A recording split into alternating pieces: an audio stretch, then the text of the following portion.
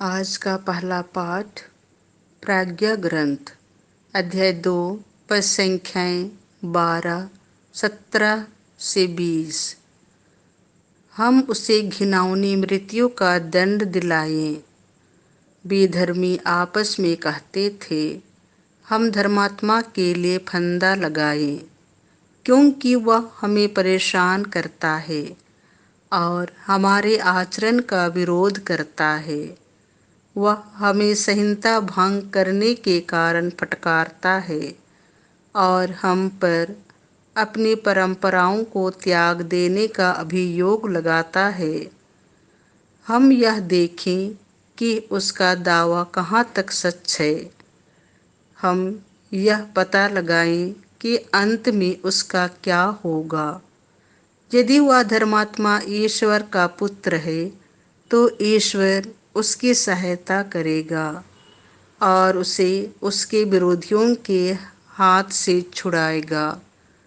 हम अपमान और अत्याचार से उसकी परीक्षा लें, जिससे हम उसकी विनम्रता जान जाएं और उसका धैर्य परख सकें। हम उसे घिनौनी मृत्यु का दंड दिलाएं, क्योंकि उसका दावा है कि वह सुरक्षित ही रहेगा। यह प्रभु की वाणी है।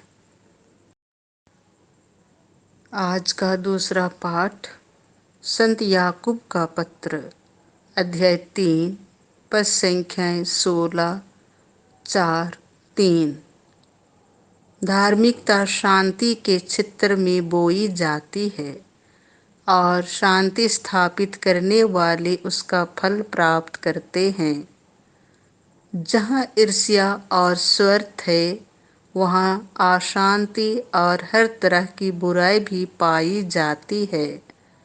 किंतु ऊपर से आई हुई प्रज्ञा सबसे पहले निर्दोष है और वह शांति प्रिय, सहनशील, विनम्र, करुणामय, परोपकारी, पक्षपातहीन और निष्कपट भी है। धार्मिकता शांति के क्षेत्र में बोई जाती है और शांति स्थापित करने वाले उसका फल प्राप्त करते हैं। आप लोगों में द्वेष और लड़ाई झगड़ा कहाँ से आता है?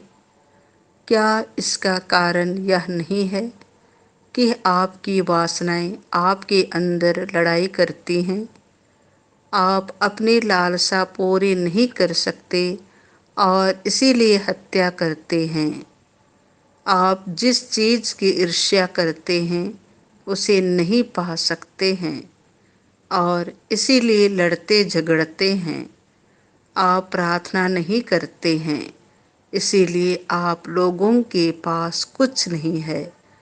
जब आप मांगते भी हैं तो इसीलिए नहीं पाते हैं कि अच्छी तरह से प्रार्थना नहीं करते। आप अपनी वासनाओं की तृप्ति के लिए धन की प्रार्थना करते हैं। यह प्रभु की वाणी है। संत मार्कुस के अनुसार पवित्र सुसमाचार अध्याय 9 पद संख्या 30 से 37। मानव पुत्र पकड़वा दिया जाएगा। यदि कोई पहला होना चाहे तो वह सबका सेवक बने। यीशु और उनके शिष्य वहाँ से चलकर गलीलिया पार कर रहे थे। यीशु नहीं चाहते थे कि किसी को इसका पता चले, क्योंकि वह अपने शिष्यों को शिक्षा दे रहे थे। यीशु ने उनसे कहा, मानव पुत्र मनुष्यों के हवाले कर दिया जाएगा।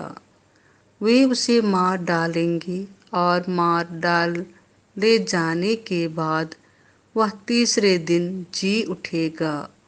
शिष्य यह बात नहीं समझ पाते थे, किंतु यीशु से प्रश्न करने में उन्हें संकोच होता था।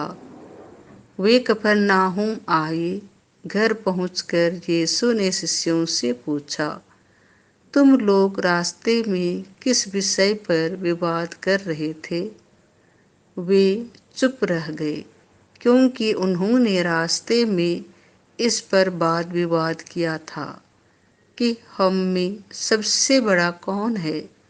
यीशु बैठ गए और 12 को बुलाकर उन्होंने उनसे कहा, यदि कोई पहला होना चाहे तो वह सबसे पिछला और सबका सेवक बने।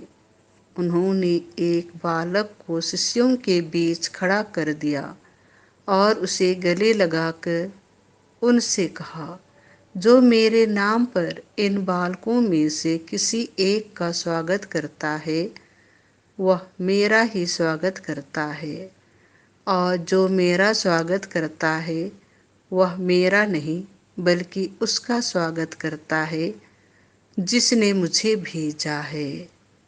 यह प्रभु का सुसमाचार है।